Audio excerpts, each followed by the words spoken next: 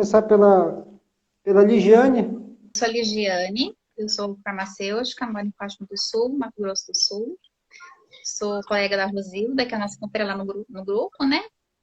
E tô aqui no meu posto de saúde, tô no meu local de trabalho, ó. Tô dentro da farmácia onde eu trabalho. É legal a Jéssica falar.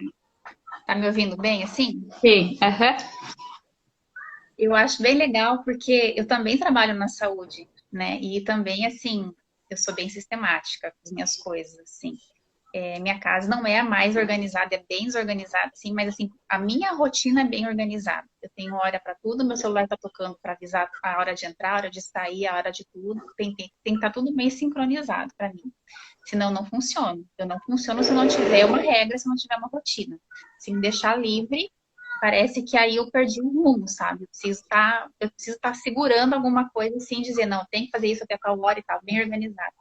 Bacana. Mas eu também me sinto bem mais livre agora em pensar assim que, claro, mantenho rotina tudo, mas eu compartilho daquilo que você falou, de que você era mais distante, fria, sistemática e afastava as pessoas, né? Então, isso eu também percebi assim que como eu tenho esse perfil, às vezes meus colegas eles meio que assim, poxa, Lidy, é meio dura demais, né? Podia pegar mais leve, né? Não fazia assim aquela amizade, aquele companheirismo, aquela coisa sempre mais gelada. Mas graças a Deus que a gente vai mudando, né? Acho que depois de ter filho, a gente muda. Trabalhar no SUS me fez muito bem, né? Aqui, não sei se trabalho em particular no SUS, tem diferença na parte privada, mas trabalhei no hospital também, trabalhei na rede pública aqui na cidade, mas o SUS fez para mim muito bem, porque a gente tem que lidar com uma gama de pessoas, são muitas pessoas que nós lidamos, principalmente com uma faixa de renda mais baixa, né? Pessoas mais carentes. E aí a gente começa a perceber o quanto a gente pode contribuir para essas pessoas. É bem interessante, eu estava ouvindo aqui a Cássia falando de lúpus e doença crônica, né?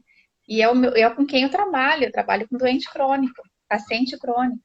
Eu Paciente trabalhei crônico. um tempo com um paciente crônico, porque a hipertensão, diabético, da assistência básica, mas eu também já trabalhei com alto custo, trabalhei com paciente de lúpus também, na dispensação de medicamento. Então, assim, eu conheço vários pacientes que têm lúpus, que têm artrites e que têm essas coisas todas.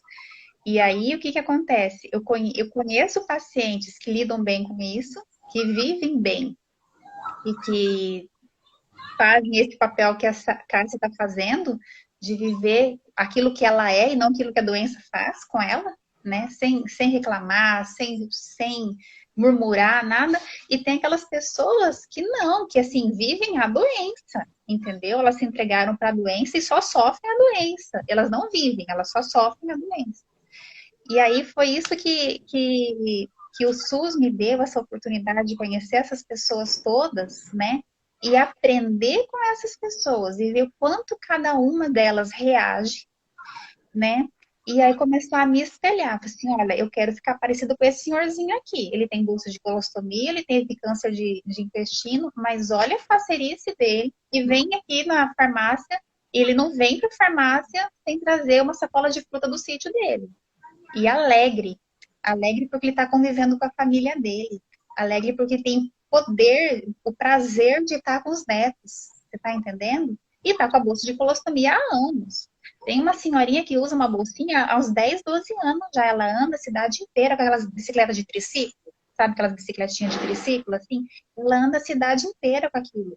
Cara, eu quero ser assim. Não interessa aquilo que você vai passar, como disse a Cássia. A gente vai passar por tribulações, né? Mas passando por elas, sejamos quem somos. Nós não estamos sozinhos, né? E, e foi observando essas pessoas tão diferentes, a maneira como é que elas lidam na vida delas, com as tribulações delas, eu fui entendendo e enxergando isso e vendo que a gente pode escolher quem a gente quer ser, né?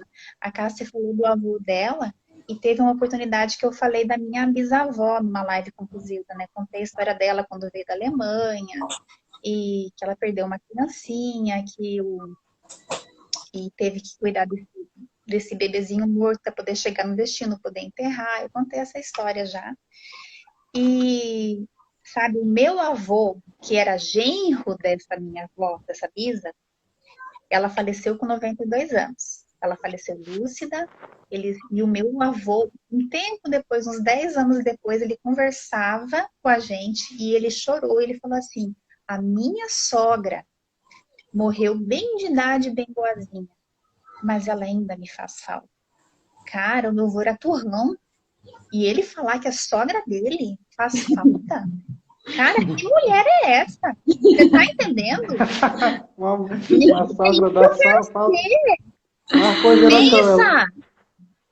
Não, mas pensa! Aí, eu pensando nessas coisas, assim, eu pensei lá na Ruth, na história de Ruth, né? A história de Ruth é fantástica, né? Porque ela cuidou da sogra dela, não foi isso? Mas o que eu penso na Noemi. Porque se a Ruth quis cuidar dela, porque ela era uma mulher maravilhosa. Porque a Ruth só quis cuidar da Noemi, porque a Noemi impôs nela alguma coisa que o próprio povo dela não foi.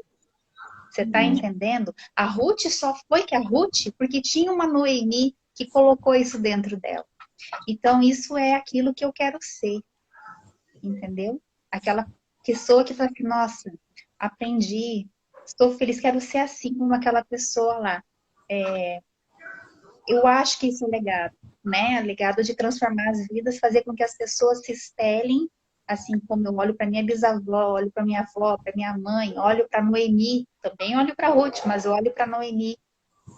Eu vejo essas pessoas e falo assim, é assim que eu quero ser. Eu quero fazer com que as pessoas tenham vontade de viver, prazer na vida, né? Quando a gente chega a encerrar nosso turno aqui na Terra, chegar ao nosso horário de partir, ficar na eternidade lá com os nossos queridos, a gente vai usufruir da presença deles, né? E vai chegar, seja por meio de doença, seja pelo meio que for, cheguemos lá com dignidade, cheguemos lá com prazer de ter vivido, prazer de ter passado o que tiver que passar, né? Cada um de nós tem as suas dificuldades aqui, seja no trabalho, seja financeira, seja de saúde, mas qualquer que seja essa dificuldade, a nossa função é, como a Cássia disse, trazer o nome de Cristo na frente, honrar esse nome. Ele não morreu de graça. Ele não morreu para a gente ficar aqui passeando na terra, se divertindo, só sendo abençoado. Isso aí. Entendeu? Aquele sangue lá custou muito caro. Então a gente tem que honrar o sangue dele que ele derramou para nós. Foi sim para nos libertar. Foi sim para nos libertar da escravidão do pecado, da concupiscência da carne, para nos livrar do nosso próprio orgulho, do nosso medo, da nossa vergonha de estar aqui, entendeu? Aquele sangue custou caro. E assim eu quero ser vista pelos meus filhos. Eles querem que os meus filhos falem assim, nossa, minha mãe me ensinou, entendeu? Meu genro, minha nora, eles falam assim, nossa, aquela lá valeu a pena conviver. Tá, a oração do Pai Nosso, venha o teu reino. Né? E o que eu entendo desse venha o teu reino é que não é assim, venha o teu reino através de nós.